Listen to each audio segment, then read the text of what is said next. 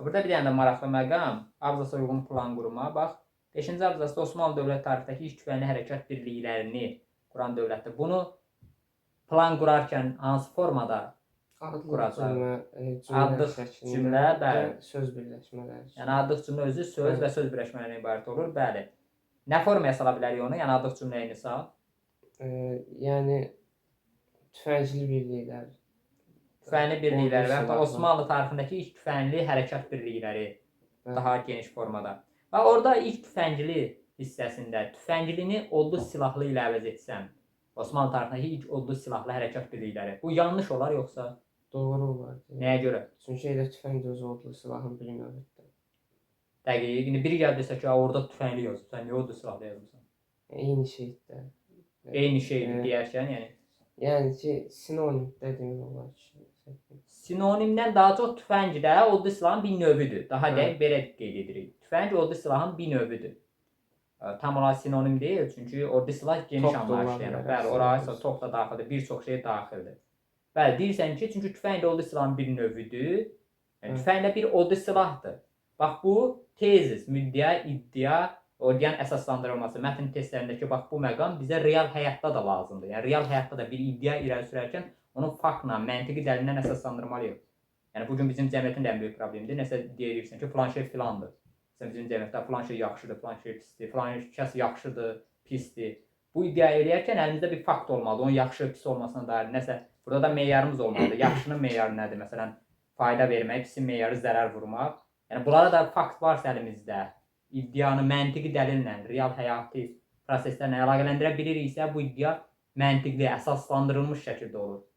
Sübut etdirilmiş. Amma yox, yəni sırf bizim zövqümüzə və s. uyğundursa, əlimizdə fakt yoxdursa, məntiqi dəlil yoxdursa, bu olur böhtan. Yəni bu ciddi bir məsələdir. Yəni bu mətn testləri real həyatda da hər bir anda bizə lazımlı bir məqamdır. Əla. Burada daha bir maraqlı sual. Tüfəng və bıçağı Lervin diaqramında müqayisə edib. Nələr qeyd edəmsən? Hər ikisi deməli ortaq cəhət olaraq hər ikisi silah kimi istifadə olunur. Tüfəng odlu silah kimi, bıçaqda soyuq silah kimi. Əla. Mətndə odlu və soyuq olduğu qeyd olunmayıb. Nəyə görə odlu və soyuq adlanır bunlar? Odlu yəni daha çox istilik yayır. Od, istilik. Bəli. Oradan gəlir, aha. Bıçaqdakı yəni sadətdir, yəni soyuq silah kimi istifadə. Çünki orada istilik artıq odu yoxdur da, od anlayışı yoxdur. Bəli, və çox maraqlı məqamdır. Yəni mətndə o konkret adlandırılmayıb. Burada artıq özün məntiqi əlaqəni qurmalısan.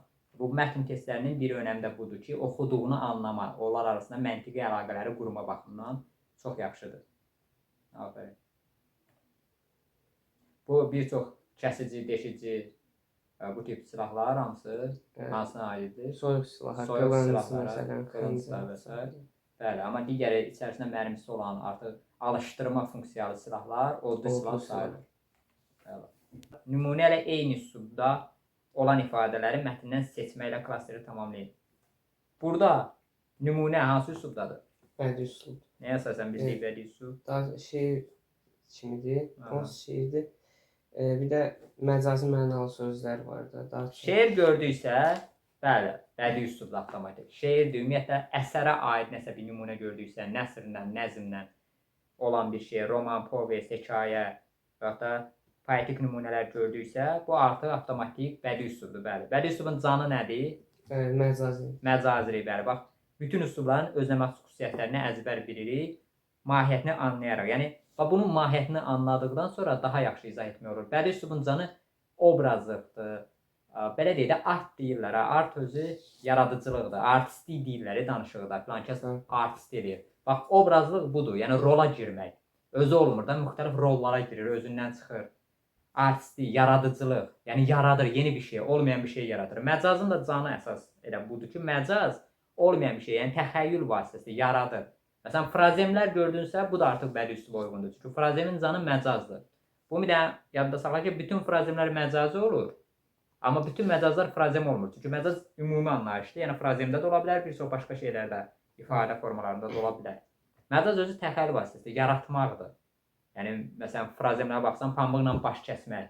Belə bir şey yoxdur. Bu yaradılıb, uydurulub insanlar tərəfindən. Çünki bu pambıqla baş kəsmək hansı situasiyada işlədilir? Yəni gizlin əl altından iş görmək. Gizlin altdan hiyləgərdirsən. Çünki pambıqla Hə. baş kəsmək mümkün deyil. Gərək pambığın altında nəsə qoyub baş kəsmək olar. Yəni bu uydurulub da belə bir şey. Yəni təxəyyüldə yaradılıb, formalaşdırılıb. Yaradıcılığı bir daha deyirəm, artistlik, bədii üslubdan əsas ortaq olan bir şeydir. Bədii üslubun canıdır yaradıcılıq. Obrazlıq, uydurma, təxəyyül, fantaziya, məcazlar, bunu ümumi anlayaq və bu tip nümunələr gördükdə bu bədii üslubdadır.